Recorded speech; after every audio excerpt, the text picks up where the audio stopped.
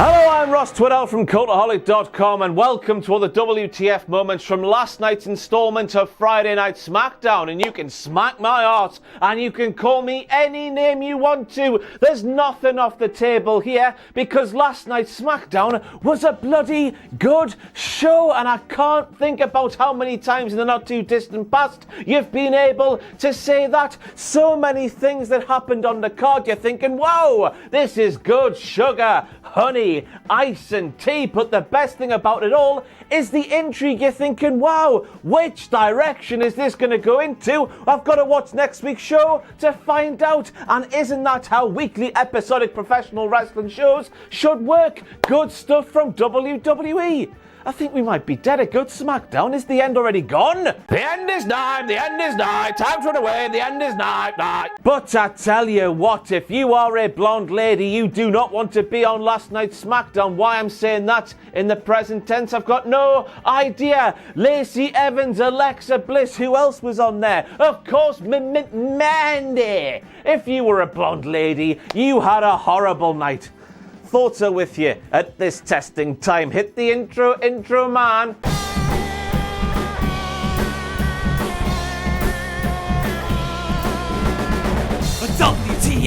WTF. And just as I recovered from seeing Bayley clacking her title belts together like they were a pair of very meaty clackers. Pamela, be careful, man, they're precious, you're going to scratch them. We heard Lacey Evans not doing her evil laugh, which is a massive shame. It's my new favourite thing in professional wrestling, as she stands there going it's a fantastic thing. But she called us a WTF moment, of course. She called us pretty little nasties. Isn't that a bit of an oxymoron? Lacey Evans, you professional wrestling heel. I still cannot believe she turned heel over a bunch of karaoke. I still can't believe that's a thing that happened. But isn't that an oxymoron? Lacey Evans, you professional wrestling heel who was supposed to rile us up by the things you say. She bloody did it, didn't she? That's like saying you bunch of beautiful, little, ugly people. And then we hear from my brother, Bray Wyatt, who said that unfortunately Braun Strowman could not be on last night's SmackDown because he must still be wandering that swamp. And I was thinking to myself when Brother Bray said that sentence there, he did! Not actually dead, silly couple who used to watch Cultaholic, so I'm safe in slandering them right now because they're not watching, so who cares? That silly couple who watched my WTF moments for the horror show at Extreme Rules saw that thing there at the start of the video and thought themselves Braun Strowman had actually died while watching a review show for a professional wrestling show where somebody might have kayfabe died, you bunch of idiots. So even though it does my titties in, the champion came out first for the Intercontinental Championship match between AJ Styles and Gran Metalik. Then we see Metalik saunter down to the ring like a lovely piñata. I don't know why I said that, but there was lovely piñatas floating in the sky, so I thought I had to reference them because they were there, and they are things that are definitely relevant to the Lucha House Party. Now that Kalisto isn't there to that point, where's Kalisto? More to that point, who cares where Kalisto is? I certainly don't. Anyway, Gran Metalik saunters his way down to the ring. We then go to commercial break, and even though Gran Metalik was the man who entered second, AJ Styles' music is playing when we come back from that commercial break. And we all know what's happened here, don't we? Oh, Kevin, what do you like, eh? Dun, dun, dun, dun, dun, dun, dun, dun, dun. And I have got an absolutely true backstage scoop from last night's SmackDown. Go and take this to Meltzer and people like that. It's absolutely 100% factual. I heard that Kevin Dunn was there in the truck outside the Performance Center producing last night's SmackDown. Vince McMahon walked into his truck at one part of the night and he said, "Hey Kevin, what about AJ Styles being a flat earther?" And then in astonishment, Kevin Dunn turned around to Vince and said, "He's a flat earther." And the sheer velocity created by Kevin Dunn saying just like that, with his big gnashes, created a tornado inside the production truck that knocked a lever and played AJ Styles' theme when Gran Metalik's theme should have been playing. That is absolutely true. You can take that to the dirty sheets. Mago, mago, mago, mago, mago, mago, mago, mago, mago, mago, mago. And then we heard Michael Cole calling the Intercontinental Championship the working man's championship. Isn't it so cool and hard working, guys? He's annoying, isn't he? And I was thinking, Maggle, if you're calling the Intercontinental title a working man's title, what the hell do you call those? And also, what do you say to all of the rich bastards who have held the supposed working man's title? I don't think you meant what you think you meant. Surely you mean the workhorse title, Michael, or maybe even the workers title, because as we all know, only the best professional wrestlers, they work. However that song goes, while holding the Intercontinental title, putting the best matches on any card. Mago, mago, mago, mago. And then we hear Michael Cole saying, Styles had a week to prepare for this match. That's a year or something. A very long time for a veteran like him. And that's the WTF moment there, calling Styles a veteran when he's in the ring with Gran Metalik. Yes, Styles has been doing the grappling longer than Gran Metalik, but that's no slight on Gran Metalik, because Gran Metalik made his professional wrestling debut in July of 2005. He wrestled his way through Mexico. He appeared for New Japan Pro Wrestling. He's been in and around WWE for the past 4 bastard years, man, Michael Cole. Don't you sit there and not take him seriously just because WWE have saddled him and Lindsay and Kalisto. If Kalisto is still alive and well, I hope you're alive, Kalisto, I really do. Don't you not take him seriously just because WWE have saddled those lads with a gimmick you cannot take, but you don't care about. That's not their fault. Made a grave mistake, Corey. And then we have a direct quote from one Corey Graves himself when he says AJ is reminding everyone of the pecking order and he sits at the top as the Intercontinental Champion. Oh. And I was like, Universal title says, hello, Corey.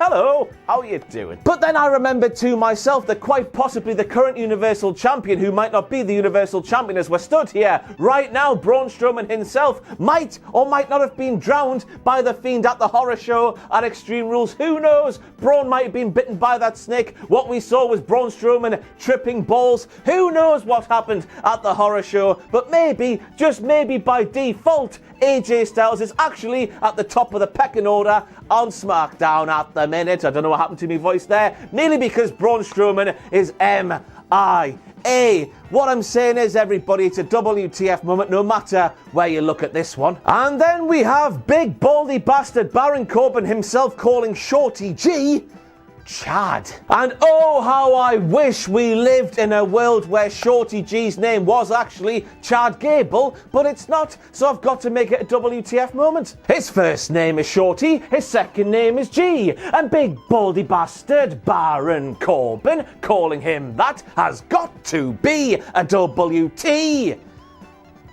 moment. It almost rhymed. Bastard. This would be like somebody sharing a screen on WWE TV with Triple H himself and calling Triple H Jean-Paul. It's olden times. Tucker! He's alive! I cannot believe he's alive. Somebody was spanking me for so long because me personally, just like Dude Love, I thought he was dead. I've just been thinking to myself, when the hell was the last time we saw Tucker on Friday Night SmackDown? Of course he was involved in that 6-man tag team match alongside Braun Strowman at the start of June, but since then, where's he? What? Wait, at least he's back. That's a good thing. I've had a coffee. And now we have a direct quote from Michael Cole himself, who said, we come back to SmackDown with a man who I'm sure has been celebrating in his own personal way this week. He was speaking about Jeff Hardy here. It's just the phrasing that was so weird. We all know that Jeff Hardy isn't drinking anymore, so what the hell's he doing to celebrate in his own personal way, Michael Cole? Is he having a Tommy Tank? A big win over Sheamus in a bar, and he's having a Tommy Tank everywhere for a whole week. What were? It's just weird how he worded it, isn't it? He's celebrating in his own personal way because you know what he would be doing because we've exploited that until the cows come home. And my goodness, Chad Gable appears to have turned heel on last night's SmackDown because we learned during last night's show that when Chad Gable is in the professional wrestling ring, like Vince McMahon wonderfully said so many years ago, it's all about the money. Yeah, Chad Gable, that Chad Gable was the man who accepted big baldy bastard Baron Corbin's ransom to prove that Matt Riddle isn't very good at the wrestling or something. Now obviously with Chad Gable actually being the modern day Kurt Angle, you take Kurt Angle out of the year 2000, put him in the year 2020, and that is what Chad Gable is. He's got the physical prowess, he's got the wrestling prowess, he's got the entertainer prowess that Kurt Angle has. Chad Gable will make this work. But this has got to be a massive WTF moment because as we all know, Shorty G is known as Shorty G because big baldy bastard Baron Corbin called him short so many times he thought, I'm going to embrace who I am. I'm so proud of being a very short man.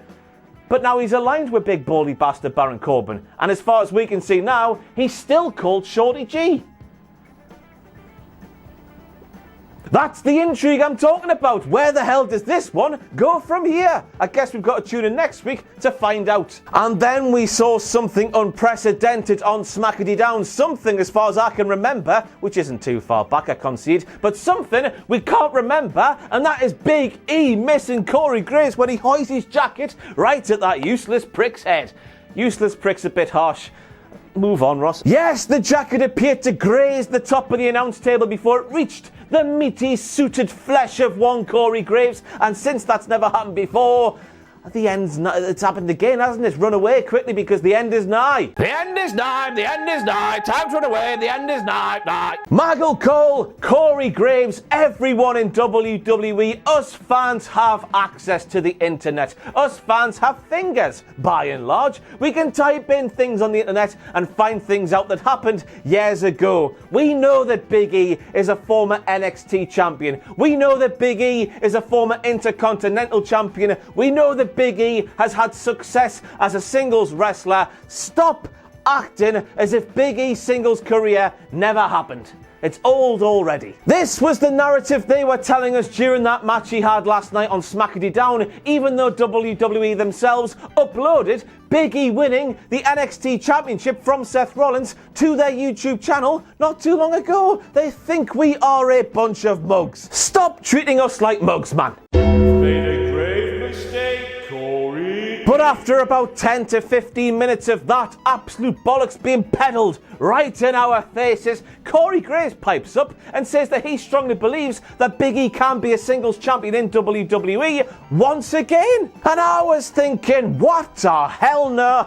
Hold up there, Corey Graves. That's not the script you're supposed to be following. You're meant to be sat there next to Michael Cole himself, and you're supposed to be pretending that Big E's singles run and his 2 reigns as a singles champion in WWE didn't happen. You just think you can slip that line in there like a knife going through something you don't think is a cake but actually turns out to be a cake, Corey Graves? I'm as shocked as I am every single time I see something I don't think is a cake but turns out to be a cake. Why can't things not be cake anymore? Why has everything got to be cake? And then we see a stretch muffler from Big E, which appears to be one of his new finishing maneuvers, and that is very fancy and also a little bit unexpected there for WTF moment. And I'm bringing it up once again, WWE. I will bring it up until you change that bollocks graphic right there. Yes, Jimmy Uso is a very handsome man, but he's not as handsome and or as sexy as the likes of Angel Garza or handsome Rusev from Rusev Day, who completely blanked my tweet the other day. I'm heartbroken, but also it was to be expected. I am a loser. She's been in movies, she's done numerous TV shows. Why not put that in there instead of a supposed accomplishment that is marrying Jimmy Uso? Why is that there? Get rid of it, man. Made a grave mistake, Corey. And then we hear Corey Graves himself, yes, Mr. Twitter Meltdown himself. You know they're coming once every couple of months. He never lets you down. But Mr. Twitter Meltdown himself is talking about the Naomi hashtag while she was in the ring on last night's SmackDown. And he's sitting there going, it's online. It's not real life. And I have no idea where you even start trying to unravel that load of bollocks when we know what Corey Graves does on the Twitter machine from time to time. But of course he is a professional wrestling heel, so him being so deluded like that, I guess is a good thing in itself. But I, Corey, and I'm going to say something I don't think I've said here at Cultaholic, you are, Corey, a hip-hop a hypocrite. It's like it's 2016 all over again. Fantastic. And I tell you what, I really wish Sonya Deville was in and around the Newcastle upon Tyne area when my lockdown hair was a thing, because Mandy Rose on last night's SmackDown, she got a free haircut. We've heard Sonya talking about wanting to ruin Mandy's life and stuff like that. It will do that. More of this stuff, please. But in my mind, after seeing that last night, there's only one way we can settle the Mandy versus Sonya feud, and that's at SummerSlam. That's on a beach and or a boat, maybe even on the back of a giant shark. Hair versus hair, Sonya versus Mandy. Book it, WWE, I dare you. And as a winner of a hair versus hair stipulation matchup myself, I've got nothing to say. Just wanted to remind you that's a thing that happened. And then the show went off the air with the Fiend himself appearing inside the Performance Center, sticking his fingers in Alexa Bliss's mouth with a mandible claw ting. First he murders a man, presumably, maybe not maybe, who knows what's happened to Braun Strowman, and now he's doing this. Where on earth do you stop this absolute monster? What's he gonna do next? But I love this end of the SmackDown, so I did. I love the way it was shot. It was like a horror movie coming into the wrestling ring. I love the shock value of what the Fiend did to Alexa Bliss. I love the chaos of it all with Nikki Cross doing her thing. Once again, more intrigue there. What happens between Nikki and Alexa, if she's still alive, of course, on next week's show. The intrigue is off the charts here on Smackity Down. What a good wrestling show. Well done, Brucey P and pals. But I think that's it for your WTF moments from last night's SmackDown. I've been Ross Twiddell from Cultaholic.com. Once again, a massive thank you for supporting everything we've done during these lockdown times. Quite frankly, we would be gone and buried under the floor if it wasn't for your support. So thank you for keeping us afloat. But as for me personally, this is my last WTF Moments video until the 11th of August. I'm going on a week's holiday. No WTFs for Raw this week, or for AEW, or for SmackDown next weekend. I'll be back on the Raw with the WTF Moments video on the 11th of August. That's a Tuesday, I think. I hope so. Yeah. So, I'm burned out, to be honest with you. I'm absolutely knackered. Lockdown has been long and hard. Grateful to be able to do this still in these unprecedented times, but I need a break. Once again, thank you for supporting us. I've been Ross, and I'm rambling now. I've got 11th. Ta-da.